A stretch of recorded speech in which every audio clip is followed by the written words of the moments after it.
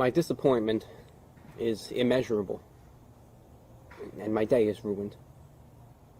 Today was the quarterly 343 day. Similar to Groundhog's Day, this is when 343 peeks their head above the trenches to tell us lowly plebs all the awesome Halo Infinite things that are going to be coming out in the near future. You serious? Or, in most cases, just tell us about all the delays that are coming and the various features being cut from the game. I would say for any FPS going out forward, we will always have split screen in going forward. Are you sure about that? Jokes aside, 343 finally came out and gave an update on where some of the upcoming features like Forge and Co-op are, along with updates for Season 3 and beyond. And while to be honest, most of it isn't great, but we are going to go over all of that in this video. Before getting into that though, I think it's important that we take a step back and look at the previous roadmap given to us earlier this year in April to see what 343 has been able to accomplish, what they haven't accomplished, and what just isn't going to happen anymore at all. Obviously, like it says on the roadmap, roadmaps are subject to change. But I do think that it's important to say that while these are target dates, as even Sketch came out and said as a response to Sean on Twitter, target dates should mean something. In most professions or careers or just anything, when you set a date, especially publicly, it is pretty much expected that you're going to hit this date. Now I understand we don't want them to ship out broken features, and I don't want that either, but there should just be some accountability for the constant missed dates from 343 because dates to them just seem to be suggestions. Added on to this is the fact that they wait until as late as possible to even tell people that the delays are coming, even when it's extremely obvious that they're not going to be hitting those target dates. But regardless, like I said, let's take a look back at this previous roadmap. Alright, so this is the previous roadmap as of April 22nd. Here you can see they had the Season 2 content that they were aiming to hit, and then they had Season 3, which was supposed to start in November, and they included some high-level ideas of what we were going to be getting in Season 3. So for Season 2, we did get the two new maps, Catalyst and Breaker. That's a check for 343. We did get King of the Hill, Land Grab, and Last Spartan Standing, and we did get the narrative events, even if I think they're kind of underwhelming. We also got the new Battle Pass and the Fracture Entrenched. Now toward the back end of Season 2 is where they really started to miss some of these target dates. Campaign Network Co-op obviously isn't coming in late August, and Campaign Mission Replay also obviously isn't coming in late August. Along with that, Forge will not be hitting open beta in September, though we did get quality of life improvements throughout the Season 2 with the drop pod updates. Now I do want to note that they did say these might be monthly drop pods, and we only got about 2 of them, I believe, though they did say they were aiming for monthly drop pods. They didn't say it was going to for sure be a monthly thing. So that gets us through the old roadmap, and now we can talk about the update that came out today, all the goodies, all the baddies, and you know, everything in between. So along with this new roadmap, we did also get a video from 343. It's about 30 minutes long, and in that includes Joe Staten, Sketch, and the new head of live service Sean Barron talking over the new roadmap basically and kind of giving their reason behind different things. One thing that Sean really did stress during this is that 2 seasons a year is not going to cut it, and ideally they want to get it up to 4 seasons a year. Whether or not that'll happen, who knows? We haven't seen any signs that 343 is really able to hit that. They also talked a little bit about these player experience goals, and I'll kind of show them on screen here. I'm not going to read through all of them, but this is kind of what 343 is aiming to accomplish, you know, from the live service side of things. There's a variety of things here in terms of, you know, making the game more rewarding for players, making it, you know, more welcoming, more competitive and fair, and also just being a more stable and polished experience. They kind of talk about all of this stuff during the video, but we're going to kind of focus on, you know, the main parts of this update, which is more related to the roadmap. So the first thing we have to talk about is Season 3 has now been delayed until March 7th. So this will make Season 2 go from May of 2022 all the way until March of 2023, which, if my math isn't failing me, I think is about a 10-month season, which is absolutely insane for a live service game. Now there is the slight caveat that rather than releasing another season this year, 343 is doing the winter update. They're not titling this a full season, but it is going to include some new content. So this is going to come in November, and we are going to be getting the Forge beta. Obviously the Forge beta has been pushed back from September into November, and this is also where we're going to get Campaign Network Co-op and Mission Replay. However, Campaign Split Screen Co-op has been completely canceled. We have had to make the difficult decision not to ship Campaign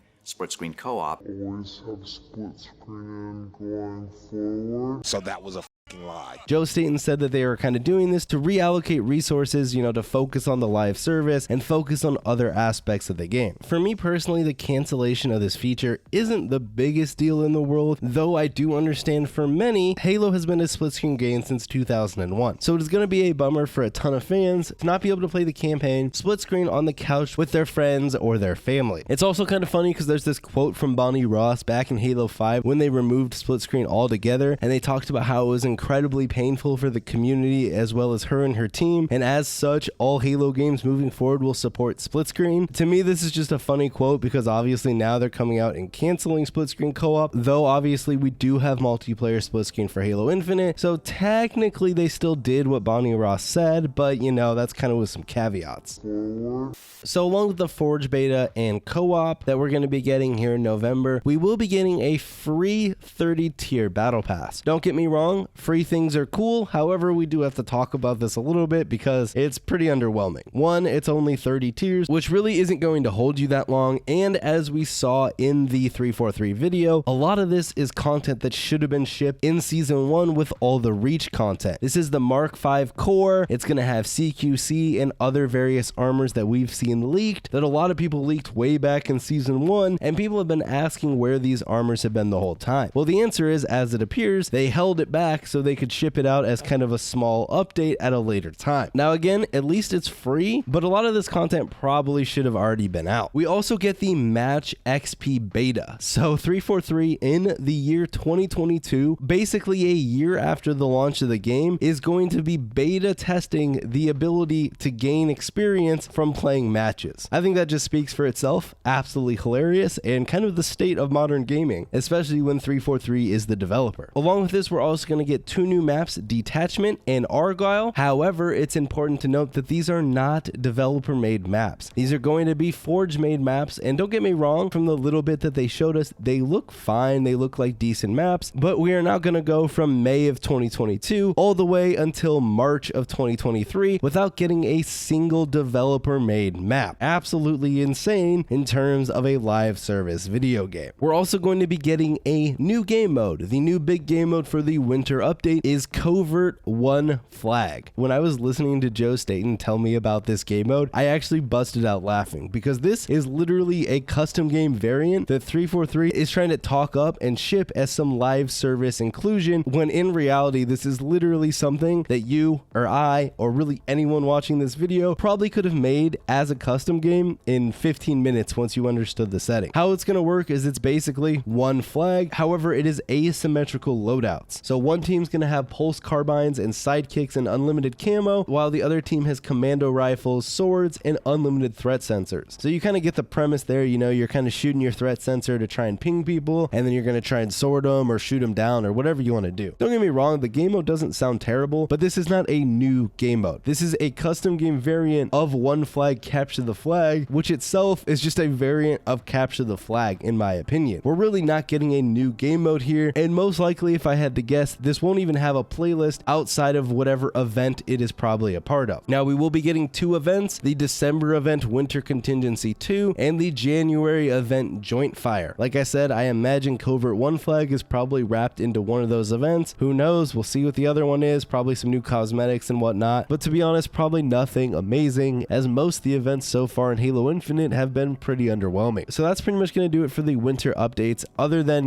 quality of life improvements. So maybe that means we're going to continue to get drop pods. They didn't actually talk about that in the video, and it's not expressly talked about in the blog either. I would imagine though, hopefully we continue to get these, because there is a whole slew of things that still need to be fixed in this game, most notably being desync. Desync is absolutely ruining my enjoyment in playing Halo Infinite, and it seems to just continually get pushed down the road, as they've even said themselves they were focusing on other things like co-op instead of trying to fix things like desync. I think this is a major mistake, because those core issues are what hurts the gameplay, and the gameplay is the one thing that people still talk about positively in terms of Halo Infinite. But when you continue to let these bugs fester and these issues that are really detrimental to the gameplay just fester, eventually people aren't going to say the game has good gameplay anymore. I know I really haven't said that in a long time, but that's pretty much going to do it for the winter update. So that's going to go all the way from November until March, and then we're going to get Season 3, Echoes Within. So here we get Echoes Heroes Within, which is going to follow the story of our Lone Wolf Spartans, which to me seems weirdly too similar to the previous season, and even the key art looks oddly similar to season 2, but hey, I guess whatever, as long as the cosmetics are cool and people like it, I won't complain too much about that. Now, Sean here mentions that this is going to be the beginning of seasonality, which is basically them trying to get on top of the live service model and get out those new season updates roughly every 13 weeks. But at the same time, he kind of hints that most likely season 3 probably isn't going to be a 13-week season either. We should start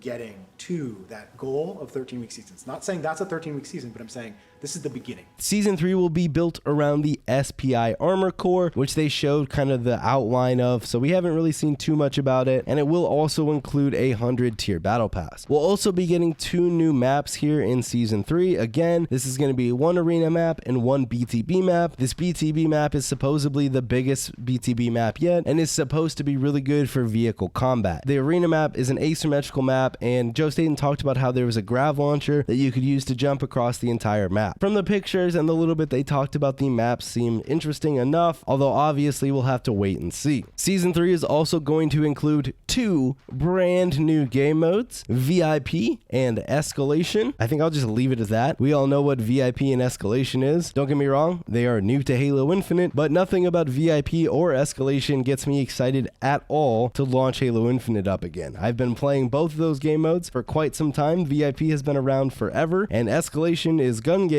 which has been around forever in other games, and more recently has obviously been in MCC. We're also going to get the Bandit Rifle, which is the, revamped new version of the DMR. Joe Staten talks about how they've strived to make it more effective at close range. That's why they've taken away the scope. It's going to have the standard smart link, similar to something like the Sidekick, so you can't be de-scoped when you're kind of aiming down the sights with it, as opposed to something like the Commando Rifle. I think this is going to be at the detriment to maybe what the competitive community would have wanted out of the Bandit Rifle, but again, I haven't played with it at all, so we can kind of wait and see there. We're also going to get the new equipment, the Shroud Screen, which is a smoke. Joe Staten talked this one up a ton, but basically it's going to work very similar to a Valorant smoke. It's got that nice round shape. If you're inside it, you can't see out of it. If you're outside of it, you can't see in it. And if you're inside of it, you don't show up on radar even when you're shooting. Nothing really groundbreaking, although smokes being added into Halo will be something that is new and interesting to see how that plays out. Other than that, Season 3 will finally include the custom game browser. It is important to note that while we are getting the Forge beta in November, we will not be getting the custom game browser until March, about roughly 5 months later. I think this is a huge blow to the Forge community and the custom game community, because even though we've seen absolutely amazing things so far out of Halo Infinite's Forge and it hasn't even been released yet, it is going to be held back by the fact that your average person is not going to be able to experience most of the cool things they see. Unless you have a huge friends list of people playing custom games, or you're willing to hop into Discord and go onto different Discords to find lobbies, you won't be able to play these custom games without a custom game browser, which is going to take 5 months to come. We already saw this play out in MCC when that dropped without a custom game browser, and the custom game community in that game, other than, the really dedicated niche community, was fairly dead until the custom game browser came out. There was even third-party websites that attempted to make a custom game browser, however those never had nearly as many people as you would get as a native custom game browser, and they were also exclusively only usable if you were on PC. So to me, that is a huge kind of dropping of the ball here, and like I said, while Forge is going to have some absolutely amazing creations, I think this is going to hold it back a lot, and we're going to have to see, are people willing to wait around until March for, the Forge and the custom game community to really start getting the ball moving, because it is going to be pretty slow between November and March, as people won't have a great way to hop into all the cool things they're seeing. It's going to just be a lot of, oh cool, I saw this thing on YouTube, or oh cool, I saw this cool thing on Twitter, but unless they're willing to put in those extra couple steps, they're not going to be able to easily play the things that are being created. Along with this, in Season 3, we're also going to get in-game reporting. Get hyped, everyone. You're going to be able to get more robust in-game reporting in 2023. That's going to do it. That's going to save Halo. We're also going to be getting another another new Fracture event, another new narrative event, and then Forge beta updates, although they didn't really touch on that at all. They did talk a little bit about Forge, but obviously there's been so many Forge leaks, I don't even really think we need to talk about that, as we've all seen what Forge can do, and that isn't even, the full release of the tool. Along with this, Season 3 also has, the quality of life improvements there on the roadmap. So that's going to be the roadmap, everyone. I think this is absolutely terrible news. The last thing that Halo Infinite needed was another delay, and that's exactly what we got, pushing Season 3. Although technically, let's be honest, what's really happening here is we're getting Season 3 in November. It's just a little baby Season 3, so they didn't want to call it that, because then they would have gotten a ton of backlash. And then 5 months later, we're going to get, the real Season 3, or effectively what is probably Season 4. And I guess we're just going to hope people stick around that long, and that they can finally get things moving after this Season 3 comes out. I think while the delay of co-op isn't the biggest deal in terms of the life of the game, it is kind of annoying that they weren't able to hit it. But I will be honest, when we played it in the flight, it was pretty buggy, so I could see it needing a little bit more time in the oven. Forge being delayed until November is obviously a huge bummer. People were really looking forward to this. We've seen the hype around all the different things that people are creating currently in Forge, so it being pushed out another month is a bummer, but I guess is what it is. Like I talked about though, not having a custom game browser is a huge